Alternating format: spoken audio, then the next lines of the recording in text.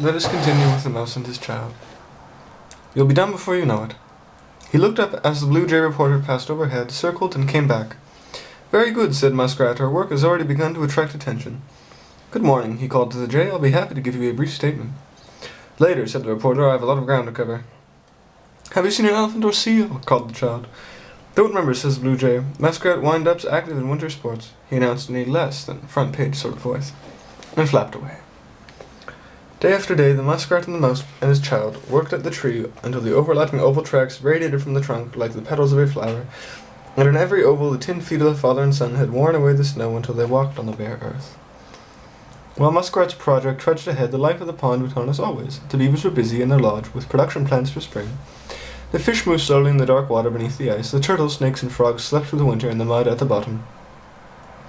On the shore, the chipmunk and the groundhog slept the season out in burrows down below the snow, while the wood mouse and the rabbit foraged through the frozen nights, pursued by an owl, fox, and weasel. High in the glittering sky, Orion the hunter shone down on the hunted who ran their nightly race and left their tracks for each morning sun to see, a record in the snow of who had lived and who had not. Above the mouse and his child waxed and waned the icy moon, and bright Sirius kept his track across the sky while they trod theirs below. And beyond the beaver pond, the world went its way. The cause of art decided not to attempt the last visible dog again that season. Having lost both their rabbits and their repertory, they recruited a stage truck possum and patched together a review with which they continued their tour. In the meadow and along the stream, new regiments of shrew soldier boys marched up and down and drilled up for arms for territory. At the dump, the broken carousel still played, the rats caroused along the midways as before. The dollhouse, ravaged as it had been by a nursery fire that started when its youthful owners played with matches, became its romantic ruined state a trysting place for young rat lovers, and a social and athletics club. Of the ladies and the gentlemen that had remained was the globe the scholar doll had beneath his hand, and that was now a football for the rats. Elsewhere in the dump, the gambling dens and dance halls prospered as before. The sexton beetle and the other small businessmen enjoyed full profits for a change, and trade throve unassisted, for many rat had not returned to claim his share. His forage squad stood leaderless in rusting immobility, and at the beer cans avenues and his television cabinet gaped emptily at the distant fires. Starting from the pine woods where the weasels had given up chase, the frustrated rat, bit and torn and generally smarting and singing from his theatrical debut, went back to where he had last seen the mouse and his child. Mouse and his child. I've lost my spot on the page. You're right. From there he cast about in ever-widening circles, but found no track or trace of them. He was sorely perplexed and troubled, and growing ever more doubtful at the quest to which he found himself committed. It had begun simply enough. 2 tin mice had made a fool of him, and he, in order to maintain his self-respect, was bound to smash them. Then, just as the whole affair had reached the point of final resolution, the frog had made a fool of him again, and had taken off his rightful victims with his shrews. By then it had become clear to Manny Rat that nothing was simple anymore. But sheer tenacity had driven him back upon his third humiliation in the role of banker Ratsneak. What on earth is... 'Tis an old car. He grew morose and felt himself half overcome by funk. Why must he go on pursuing clockwork mice, he asked himself. Why must he travel all the night and sneak through thorns and brambles in daylight, studious to avoid the blue jay's eye? And what would the reward be at the end? By the time he smashed those trumpery wind-ups, his name would be forgotten in the dump, his enterprises taken over by younger, upward-moving rats. The frog's words came to his mind. A dog shall rise, a rat shall fall. Were dogs to track him down? But Manny Rat had no choice left. Some force beyond him was pulling him, whichever way his quarry turned. He found the elephant cursed forlornly at the now empty provision bags she carried, and shuffled on as if the end of an invisible chain by which his prey would drag him to his doom. In another part of the world, beyond the pond, high in a hickory tree, a leafy squirrel nest to which had providentially fallen when he had slipped out of the woolen glove and the horned owl's talons, the frog, under a kind of polite duress and mounted to house arrest, told fortunes night and day, and begged the squirrels to help him down on his way. Oh, happy days. The mouse and his child worked through the winter rains and snows, while Muskrat hovered near to the wind and oiled them, and to shift his tree-cutting machinery as necessary. The project interrupted only when hunger and fatigue forced him to abandon briefly the world of applied thought for the physical refreshment of the thinker. Lessons were suspended indefinitely, and the young muskrats of the pond enjoyed a holiday, while father and son walked their ovals night and day. Sometimes the work stopped when a storm buried the mouse and his child in snow, and the muskrat had to dig them out. Sometimes the father's clockwork froze, and Muskrat would take the child back to his den until they were warm enough to work again. Most of their fur was gone by now, and what was left was long past mildew and sprouting moss. Their whiskers were blackened and draggled, their rebel tails had lost their snap, their glass-bead eyes were weather-worn and dim, and the last shreds of blue velveteen trousers flapped forlornly about their legs. The father's motor, so often wet in rain and snow, had stiffened somewhat despite the oiling. Pushing his son backwards around the track, he walked more slowly than before, his eyes fixed on the coin that swung from the child's neck with the drum. "That coin grows heavier every day," he said. "It's hard enough to keep going without pushing any additional weight." "It belonged to Uncle Frog," said the child. "Maybe it will bring us luck." "It didn't bring him luck," replied the father. "In any case, I fear we shall soon be beyond the reach of any luck that may be forthcoming. At this rate, our reward will be quite worn out long before we attain self-winding." A white mist rose up from the melting snow, and the ice had vanished from the pond. The water shivered in its chilly air. The dark earth reeked of spring, the oval tracks were scored in mud, the calling of the crows upon the east wind had the sound of winter's passing. High overhead there flew 2 northbound Canada geese! Their honking seemed to fall silent on the frozen crystals of encapsulated sound that melted on the warming earth below, releasing quiet, small and clear, the voices of their message. The geese swung low, turned upwind, landed on the pond, rocking the water, moored to their reflections.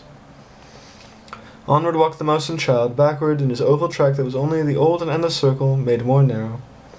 He followed his own footsteps, going nowhere, his reward the tension of the string as he moved onward from the tree, the chonking bit as he returned to see the axe blade fall again. The thick base of the aspen, marked by thousands of axe strokes, tapered sharply inward to the point on which it balanced. "Soon," said Muskrat, "very soon now, our project will be reached completion. I must plan for the final X strokes so the tree will fall with maximum splash." He looked at them moodily. "Perhaps," he said, "there'll be some notice taken." Certainly very little notice had taken so far. The animals around the pond were fully occupied and living, dying, or waiting dormant for the spring. Only the birds had time to watch the project. Chickadees told another to come see. Cardinals whistled sharply at it. The nuthatches, upside down and busy pecking for grubs, on the aspen trunk said ha-ha, and the axe strokes rang out on the cold air. "You may laugh," said Muskrat to a nuthatch, "but you'll see something soon." He retired to his den for lunch, and the mouse and his child, left to themselves, walked their track until the father's spring ran down. "It must be soon," said the father, "when we have been patient for a long time." "We have been patient for a long time." Oh, goodness, the wind turned the page over. And then self-winding, said the child. As he spoke, he saw 2 dark... Wind. You saucy strumpet. 2 dark figures in the white mist rising from the melting snow. Passing into and out of sight among the bare black trees and stumps, they came toward the mouse and his child. Manny Rat still bore the scars of his brief thespian career, and his paisley dressing gown hung all in tatters. He was thinner and sharper looking than before. He seemed to be thrust forward through the fog by all darkling midnights that had brought him to this grey and misty morning. He bent to the trail with such concentration that he did not see the father and son until he was almost upon them, and he lifted his head, and his smile was that of someone who long after and painful separation finds dearest friends. Oh no! The elephant moved slowly. Nothing had been able to force a daytime word from her, nor did she any longer speak between midnight and dawn. In silence she plodded at her master's heels and endured her shame. What was left of her blackened plush was streaked with rust. Her one ragged ear had heard no good word for a long time. Her one glass eye looked out at life askance. "Look," said the child, "the elephant! We found her, Papa!" He had never been so happy, he had never been so lucky. He never doubted that he would make his dream come true. All the remaining difficulties shrank before him now. The dollhouse, the seal would certainly be found, the territory won, and he should have his mamma. Then it came to him that Manny Rat was there to take away the whole bright world and smash him. The elephant was completely overwhelmed. Until now she had only thought herself in the injustice done to her. The child and the father had been nothing to her, but now into her one glass eye there rushed the pictures of wholeness of the foggy day, the steaming snow and the black trees, the tired father, the tiny lost and hopeful child. A world of love and pain was printed on her vision, never to be gone again. The father could not find a word to say. The sight of the elephant and the rat flashed upon him with such intensity that he seemed to hear the seeing of them. His ears crackled and roared, and the 2 figures expanded in the center of his vision, while all else was blurred. Away. The elephant was shabby and pathetic. Her looks were gone. Departed the ear, the eye, the purple headcloth, and her plush. The father saw all that, yet saw nothing of it. Some brightness in her, some temper finer than the newest tin, some steadfast beauty smote and dazzled him. He wished he might shelter and protect her, And all the time he saw the rock uplifted in the paws of Manny Rat. He fell in love, and he prepared to meet his end. Manny Rat sighed with immense relief as the world spun out of chaos into order again. A large ease and happiness were his once more. The headache that had plagued him was recently gone.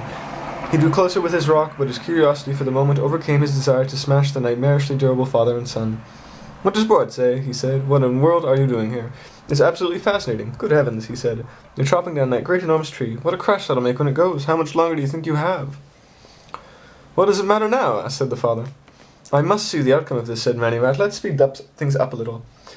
He put down his rock, seized the string that was tied to the father's arm, and ran full speed around the track, dragging the mouse and his child along him, while the axe struck faster and faster, its echoes ringing out across the pond. A long shiver ran up the great trunk of the aspen to the topmost branch bare against the sky. Slowly at first, then faster, leaving the empty sky behind it, the tree leaned earthward, and with a tremendous groan, tore one by one its final splinters loose and fell. Muskrat had intended to direct the last strokes of the axe so the tree would fall in the pond in the place where no damage would be done. But now as the aspen toppled, it struck a taller tree that had been split by lightning, which fell in turning into a giant that stood dead and rotting at the water's edge. One after another they crashed and fell. The last one landed squarely on the beaver dam and smashed it. A great splash went slowly up into the air as the saplings were scattered like matchsticks, and the water of the pond poured out into the valley. The Canada geese took off in a flurry of great beating wings as the water rushed away. The beavers shot out of their lodge, surfaced in a welter of broken twigs and splintered branches, and grasped the situation at once. "There goes the pond," they yelled. "After it, men." Jeb and Zeb, drawn backward in the foaming rush of water, shouted, "No more school forever!" as they shot the falls, while startled fish on all sides cried, "The world has sprung a leak." The pure and applied thinker, dining underground in his den, felt the earth shake. The fireflies went dark with fright, and the muskrat, stumbling through the clutter, limped up to the daylight. The sun had come out through the overcast to burn away the morning mist. The sky was clear, the air was soft with spring. He looked out on a broad expanse of rank-smelling mud, debris, and matted grasses by a tiny trickling stream where once the pond had been, and while he stood and gazed, the blue jay passing overhead called down, "What's new?" Muskrat pointed to the desolation. "Why, how times equals what?" he murmured. "Pond minus dam equals mud," replied the jay as he flew off. "That's not news."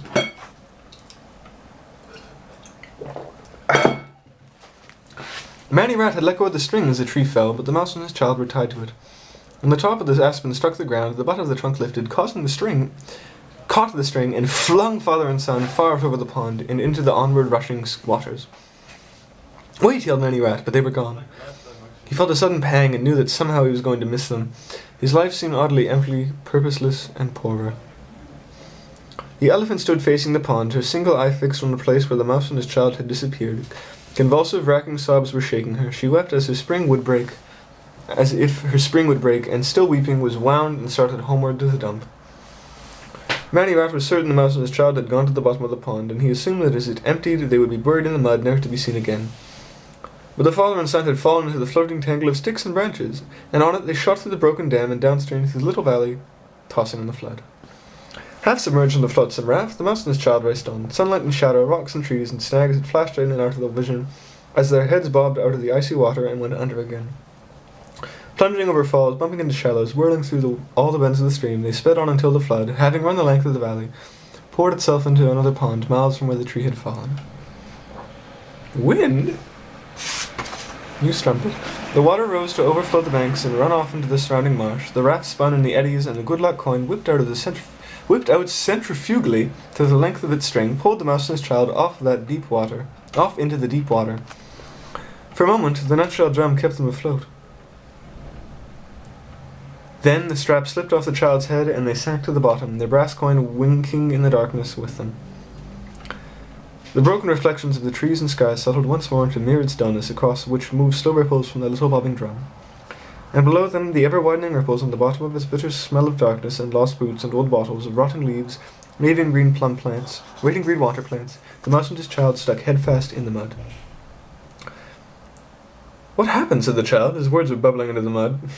"What happened?" said the child, his words bubbling into the mud and up through the murky water. "What happened indeed?" said the father. I won't keep doing that. I just had to hear it. "Why, times how equals what? Here we are, no closer to self-winding than before." "And we've lost the elephant again, right after finding her," said the child. "We never have had a chance to say a word to her." The father did not answer, but he sent a long and heavy sigh gurgling into the mud. Earliness, said a voice that boomed and quivered in the depths. It was a slow and heavy voice, and the sound of it... I beg your pardon. And the sound of it was like the sound of heavy gravel sliding from an iron bucket. Goodness gracious. I am but trying to read. Earliness is the sense of untimely awakening, it said. See above. One arises to consider the corporeal continuity of AM. The voice it came closer. One becomes aware of appetizing aspects of IS, which see. Plop! A pair of sharp and horny jaws closed on one of the mouse father's legs. Note well, said the voice, and the work cited. Inedible. Get out of thy mud, please, gurgled the father, and stop bending my leg. If you're capable of speech, you're capable of being eaten, said the voice. Plop! The jaws opened and closed again on the mouse father's leg. Compare, said the voice. In the same place, still inedible. Very well then, let's talk. What is there to say when one's head is all in the mud, said the father. What is there not to say, came the answer from the gravelly voice. The relation of self to mud is basic to any discussion of to be, basic, at the bottom. Our heads are at the bottom, said the mouse child. We're upside down. The upside-downness of self, said the voice, a good beginning. Continue. We cannot continue, said the father, unless we are put back on dry land and wound up. Wound up, said the voice. Define your terms. I don't want to, said the father, and I don't like this sort of talk. What other sort of talk is there, said the voice. Here below the surface one studies the depths of to be, as manifest in am, is, and are. And if you don't hold up to your end of the conversation, I may very well snap you in two, even though I don't choose to eat you. We are upside down, said the father. We want to be right side up, said the child. For example, said the voice, and the jaws again closed on the mouse father's leg more gently than before. He and the child were lifted up and set down, feet first, in a whirling cloud of mud particles. The cloud drifted out of the dark, and the mud settled, and they found themselves face to face with an enormous snapping turtle, who stared at them with a savage fixity of concentration. His shell was covered with waving moss and green algae. He was very old and ponderously fat. The eye that watched him seemed the very eye of time itself, set like a smoky grey jewel in some old and scaling rock. His beaked head swayed before them, snake-like, striking right and left to punctuate his remarks. It is undoubtedly a great pleasure for you, he said, to meet C. Serpentina, thinker, scholar, playwright, voice of swamp and pond. He paused to snap up a sleepy frog that had risen from the mud. Chomp, chomp, chomp, up. And the jaws on the stomach as well, he continued. His words ascended to the surface in a string of bubbles, and each one made a silver circle as it burst in sunlight. How do you do, said the father. Mouse and sun. To return to our discussion, said Serpentina, wound up, as you said. In what sense? In the sense of the key in my back, said the father. Serpentina looked at the key. What does it do? He asked. Key times winding equals go, said the child. Go, said the snapping turtle. Go where? This mud is like other mud. You may assume that other mud is like this mud, which is to say that one place is all places, and all places are one. Thus, by staying here, we are at the same time everywhere, and there is obviously no place to go. Winding, therefore, is futile. Serpentina settled himself comfortably in the ooze and dismissed the subject of winding from his mind. Then how are we to find the elephant again, and the seal, and the child began to cry. We must get out of here, said the father. One has no need to get out of here, said Serpentina. One is at home on the bottom. One sees below the surface of things. One thinks in depth and acquires profundity, and without which nothing of... Scrunch! A fish had swum near him, and he struck with terrible shaky swiftness. Trump, trump, trump. Up. Contemplation, he said, finishing the sentence and the fish together. What do you contemplate? Asked the child. Infinity, mostly. What is infinity? Which sea? Said Serpentina. He turned to the father and son, so that the child found himself facing a tin can that stood upright, half buried in the mud. Bonzo dog food, said the white letters on the orange label, and below the name was a picture of a little black and white spotted dog wearing a chef's cap and an apron. The dog was walking on his hind legs and carrying a tray in which there was another can of Bonzo dog food. On the label, which another little black and white spotted dog, exactly the same but much smaller, was walking on his hind legs and carrying a tray, which there was another can of Bonzo dog food, and so on until the dogs became too small for the eye to follow. The can had been at the bottom of the pond for a long time, and some of the dogs had dissolved in bits and shreds of coloured paper that drifted off into the dark water.